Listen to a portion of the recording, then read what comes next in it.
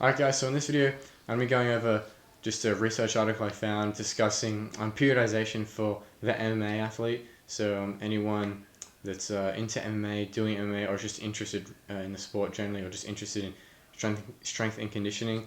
Hopefully you might find something in this video interesting. I'm just going to be talking about sort of the implications of this article that I found and what it suggests for training and how to approach programming and periodization for an MMA athlete. So this particular paper that I'm looking at has actually come from a collaboration, I think, with a couple of Australian universities. I'll put all the links to this below, but basically at the start of the article they basically just go over just talking generally about like what qualities are kind of needed to be good in MMA. And actually it's interesting, they kind of discuss, they basically say at the very start that MMA is one of the few sports where it's important to have to have a high level of capacity in lots of different areas. So obviously you want to be extremely fit, have high aerobic capacity, but it's also extremely beneficial to be as fast and as powerful as you possibly can be. And just at the very start they briefly talk about the actual duration of the sport. So they say, typically 3 5-minute rounds or 5 5-minute rounds, right? Which will actually kind of become important a little bit later on when they go into the actual talking about aerobic and anaerobic capacity for the sport. So they basically say that after 3 minutes of any activity, the predominant energy system being used is going to be the aerobic system. So thus MMA is going to require that aerobic capacity, right? Because pretty much every MMA fight is going to be 3 5-minute rounds. Maybe some amateur competitions might have 3-minute rounds, but it's still getting into that aerobic like energy zone, I guess. But it's also interesting that because there's rounds, each at the end of each round, basically you have like an intermittent sort of, they say like an intermittent sort of rest period. So it's basically like 3 minutes of like work, I guess, and then you basically have a minute of rest, and then 5 minutes of work, and then a minute rest, and then so on for the 3 or 5 rounds, however long the fight is. So again, this is kind of important if you're looking at sort of the specific kind of training adaptations that you want to get when you're doing your strength and conditioning. They actually say, therefore, physiologically, MMA is intermittent in nature, requiring multiple high-intensity efforts which underpin its high-intensity, intermittent endurance foundation. So basically, it's not like running a marathon, where you're just, it's like a continuous just effort across a very long period of time, but it's also not like powerlifting where you're just working for like 2 seconds. It's an intermittent, high-intensity type of activity. Obviously, this makes sense because, like throwing strikes or grappling, doing takedowns, defending takedowns, obviously these require high levels of actual power and strength. Of like throwing a really hard kick, it's a very like big movement that takes a lot of muscle. It takes a lot of effort, and you can use really huge amounts of power through a big kick, but obviously that means it has a massive energy like expenditure associated with it, or a big so basically throughout a whole round is kind of what they talk about, is that fighters might be moving around sort of just sort of that low intensity, just like moving around. A lot of the time they're not just constantly throwing strikes or doing wrestling, they're like moving around, but then when they do get into engagements and they're throwing strikes, there's high levels of actual force output there, and it's very high intensity. So as I was saying about the intermittent nature of the MMA, of the rounds of the like exercise, so basically like I was saying, when they're just moving around like feeling each other out, it's like quite low intensity exercise, and then obviously when they're in the engagements, when they're grappling, actually throwing combinations, defending, making takedowns, whatever, that's very high intensity. So they said the ratio of high to low intensity exercise was about from a 1 to 2 or a 1 to 4 from high to low. So basically if you're if you're just moving around for 5 minutes, for every 5 minutes that you're kind of just moving around, whatever, there's 2.5 minutes where you're like doing high intensity. So basically after that they get into strength. So they basically split up the actual different sort of training attributes, or just physical attributes, to strength, power, and the aerobic capacity. So basically they say that the grappling battles experienced by MMA athletes resemble that of wrestling, require expressions of both dynamic and isometric strength, obviously. So, no surprise, wrestlers are extremely strong. They take their strength and conditioning, judo players as well, take their strength and conditioning extremely seriously. Obviously, being stronger, just to have a higher maximal strength, isometric dynamic strength, they're saying, in any kind of grappling situation is obviously going to be beneficial. And they also go on to say that strength provides the basis or the foundation for the development of power, which we'll get into when they start talking about power. So they say the delivery of strikes, including punches and kicks, requires rapid application of force under unloaded conditions, saying that obviously exceptional rate of force development is very important for any striking athlete. So obviously any training that'll increase their power or speed development, or rate of force development really, because technically, obviously, some people say that explosiveness can't be trained, speed can't be trained. You're either born with a certain level of speed or whatever, or how fast your motor units can actually like activate, and then that's just what you have, whatever. But obviously, you can increase your rate of force development. So that's just good. I guess that's worth discussing. So basically, yes, it's true that you can't technically, I guess, make yourself more explosive or whatever. If you're born fast, like if you're born with the ability to be fast, that's just how you are, and you can't increase, because speed basically is just the rate in which, from like physiological perspective, is the rate in which your actual motor units can actually contract. When your like central nervous system is telling your motor units to contract, your motor neurons to contract, the speed at which they do that is just sort of genetically determined, and you can't do anything about that. That's true. However, you can actually increase, if you increase your total strength, that you can actually increase your rate of force development. So rate of force development and power are kind of separate, right? So power is sort of just like, if people say that's like the marriage of strength and speed. So the force velocity curve, you have movements that are very fast in nature, so just like running as fast as you can, or like throwing a punch is just like pure speed, and like a maximal deadlift for maximal squat is like pure strength. And then as it goes through that curve, in the middle is like where it's theorized to be where the maximal power production comes from. So power is just the rate at which work can be done, or if you can just also just think about it as force times velocity.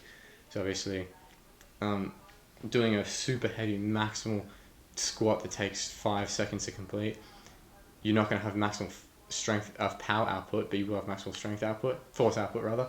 And then a punch that takes 50 milliseconds to do, it's also all the way up in the other side where it's not maximal power but it's maximal speed, so somewhere in the middle is power. So basically why I'm explaining this is that although yes, you can't technically make yourself more explosive, you can increase your rate of force development.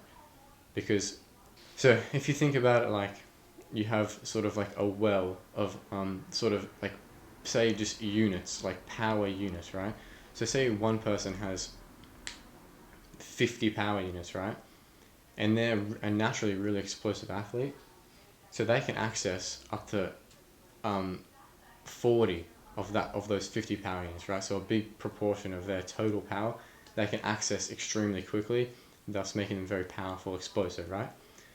Now, if you have the same athlete that has 50 power units, or like strength, force, whatever, production units, but they're not as naturally as explosive, right?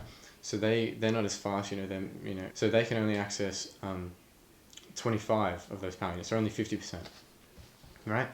So that one athlete, maybe, okay, so they might say, okay, well, maybe I'm not as explosive, maybe I'm not technically as, fast, like, I can't, I'm not as fast as that other athlete who can have 40 of his 50 units, right? But if that second athlete, they can only access 50% of his motor units extremely quickly, if he then increases the total strength, like if he this increases his maximal strength, so now he's got a well of 100 units or whatever.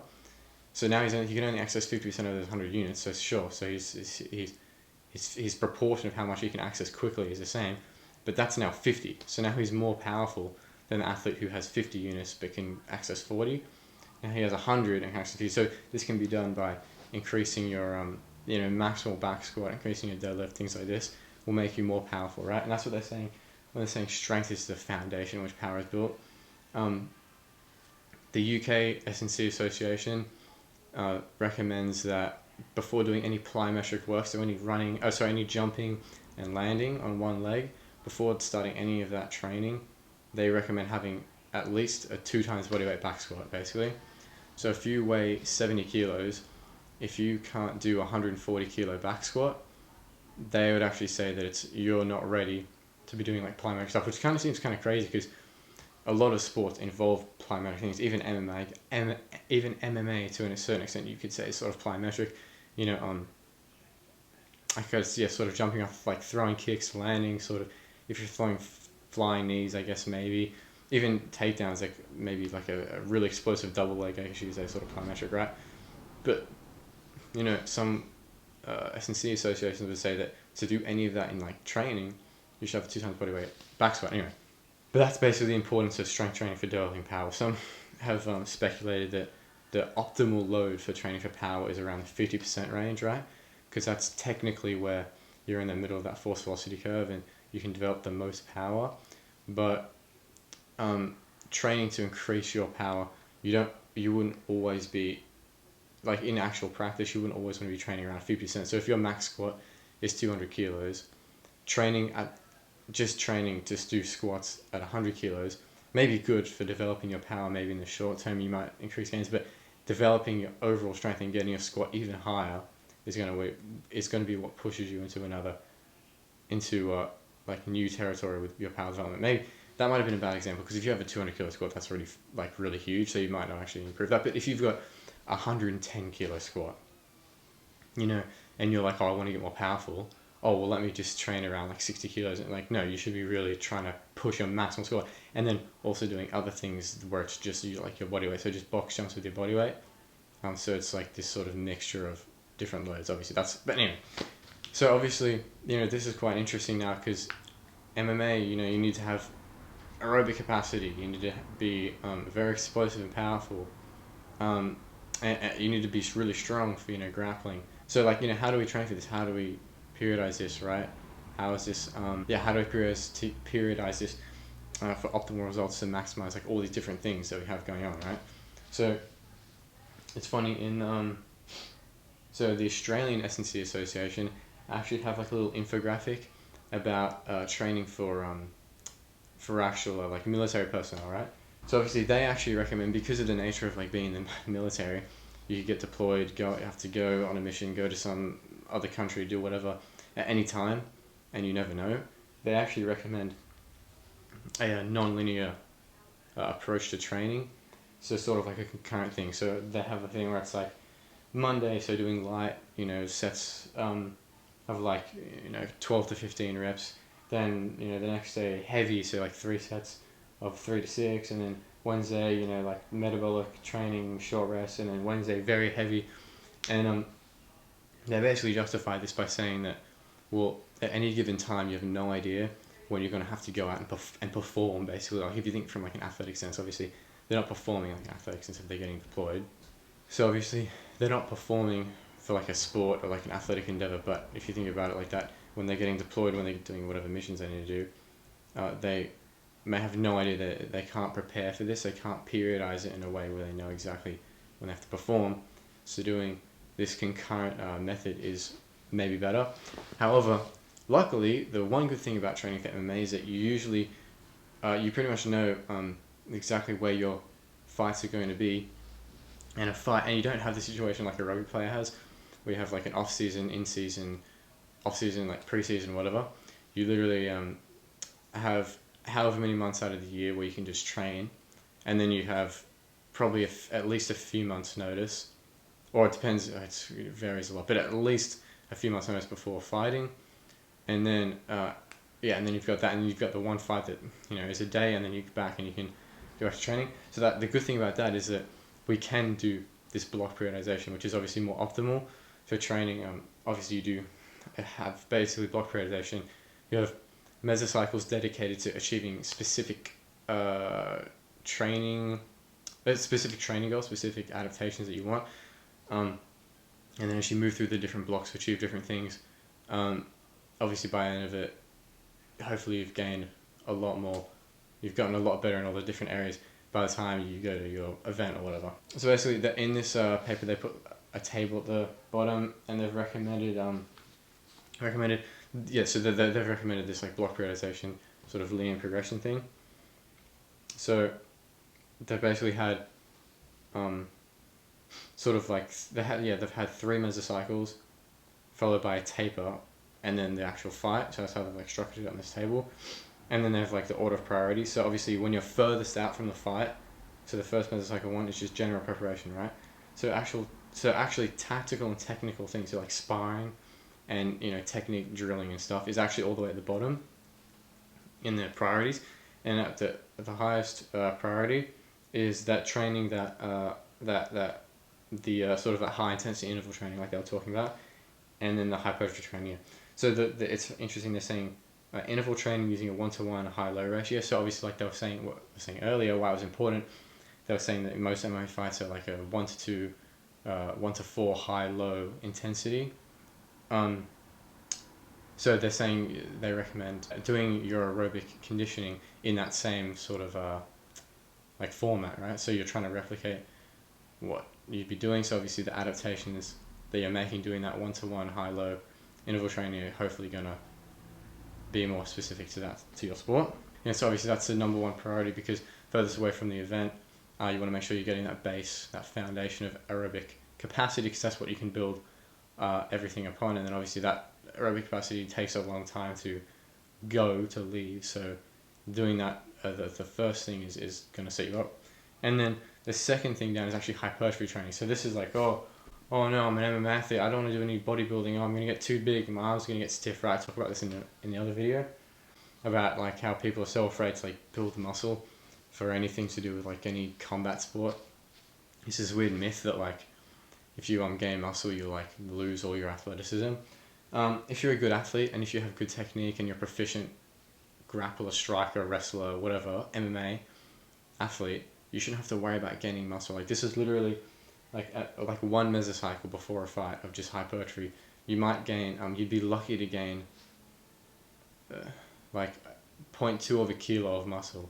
Like we're not talking about like literally getting ready to step on stage at like a bodybuilding competition, like literally just gaining like 0.2 kilos of muscle across your whole body, just to help and like just to provide that foundation of that sort of strength. Because like I said, muscle doesn't lie before, and I think in another video, where it's like you can do all the neurological sort of adaptations that you want, but if you don't have the actual muscle built up, the muscle is the actual contractile tissue, that's the thing that's actually producing the force.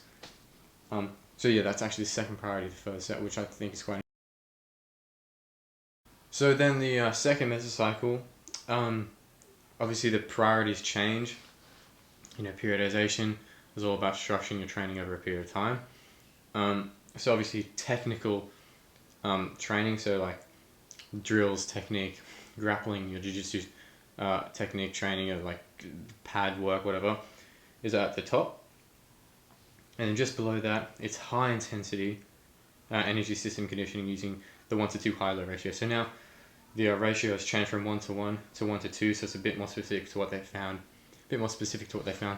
In the like actual MMA fights of the high to low intensity ratio.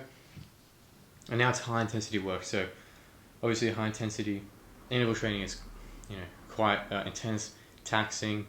You don't want to just jump straight into it. So obviously they're doing the interval training. First mesocycle to build a bit of that base of just fitness to actually get into the really high intense stuff. So when they're doing the high intensity, they can actually like go really hard and make sure they're actually making the most of that type of training. Then below, strength training. So like I was saying, almost like how a powerlifter will train. So they build the base of muscle from the hypertrophy training in the first mesocycle, and then they're taking that just general like increasing muscle mass, and actually and then doing strength training. So I'd imagine more squats, deadlifts, things like this, bench press even, to just maximize the strength. Obviously good for grappling, all that as discussed previously. And then at the bottom, still tactical, so sparring and things like that. Sparring obviously really far out. You don't want to be doing too much, because that's very taxing. You don't want to be getting heaps of brain damage right throughout the year. Like sparring, although yes, it should be light and it shouldn't be super hard, it is going to have some effect inevitably, probably on your actual like brain health. So you don't want to be doing too much of that in the weeks like before a fight, the months before a fight. So Mesocycle 3 now, it's actual pre-competition, so this is like a few weeks before competition, I'd imagine. So obviously tactical, technical, right at the top. So that's when you're doing all your sparring. So like sparring, up to 6 times a week. Technical, doing the drilling, pad work, and then the high intensity energy system training stays the same. But now it's going from strength training to strength and power training. So I'd imagine, so now they've built up like that, like I was saying before with the maximal strength, so they've hopefully increased their moderate max numbers in the squat, bench, deadlift, and now they're looking to take some of those adaptations and train probably the power clean, power snatch, really good exercises for developing power. And then the last thing is the taper. So obviously 8 to 14 days in duration, reduce overall fatigue. Obviously we know taper is extremely important. Dissipate fatigue, fatigue masks, fitness. So yeah, that obviously from the physiological aspect is going to be beneficial in going to the bout recovered and having peak performance basically. Another table sort of outlining what they'd suggest the actual activity would be for the aerobic training. So the energy systems training, the high to low ratio of 1 to 2. So they're saying there's 3 modes that they outline, so like sport specific, resistance complex, and then like continuous exercise. So they have like running, cycling, rowing, things like that. So I thought was interesting about this, I won't go over every single little detail because that's going to be kind of just a little bit long, but basically I thought it was interesting that they're putting less emphasis on like big, long, continuous exercise, and just like also mentioning the use. I don't know if they mentioned the use in other parts of the paper about the use of the Olympic lifts, or the snatch, clean and jerk or snatch and clean mainly for the MMA training, right?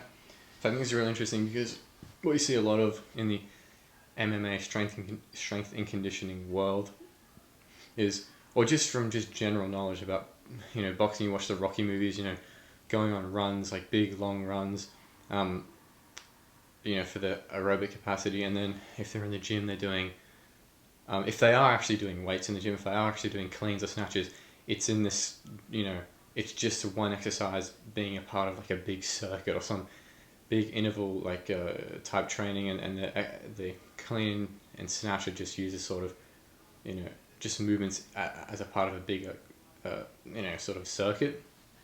So I thought it was good. Well, I think what a lot of people miss out, a lot of people forget about, is that you get the most amount of benefit from things like the snatch and clean and jerk, or power snatch, power clean, from training them just on their own, like in like I was saying, proper periodized. So after coming off lots of good base building, I guess you could call it that, and then taking some of that strength and muscle that you've built up and actually having dedicated sessions just for developing power, right? That's something that you like rarely see, or if it is happening, like there's not much video of it. A lot of the time you see MMA athletes, very high level ones even as well, doing like a lot of like endurance, like long endurance sort of circuit training. So a lot of like lower body endurance, lunges, and then like jumping and doing squats with like sort of lightweight for really high reps, burpees, these like big circuits, things like that. And then they're going for really long runs, or they're cycling for a long time. This paper actually says that that like rowing, cycling, running should actually only be so 5 minutes, so they say like 15 seconds of like really high intensity, 15 seconds really like high heart rate, then 30 seconds slightly lower, and then like doing that for like 5 repetitions, like 5 rounds of that. Anyway, so they're not suggesting like these really long sort of huge long runs, or doing the Olympic lifts in like a circuit. So they're showing that all these movements like the squat, bench, deadlift, clean, snatch should be used in their own right for the strength and power development, and not mixed in. This is like the CrossFit thing of like, well, let's just get everything and just put in one workout, and it's like, it's metabolic conditioning, right? Which is maybe kind of good for certain things, but obviously if you want a mix of different results, so if you want to have power, you want to have speed, you want to have strength, you want to have endurance, you need to train for those things respectively and do training specific to those things. You can't just do everything at once and expect to get mixed good results and everything. Obviously, some things, like I was talking about with the military thing, like they can't do a block periodization perfectly because they don't know when they're competing, if you will.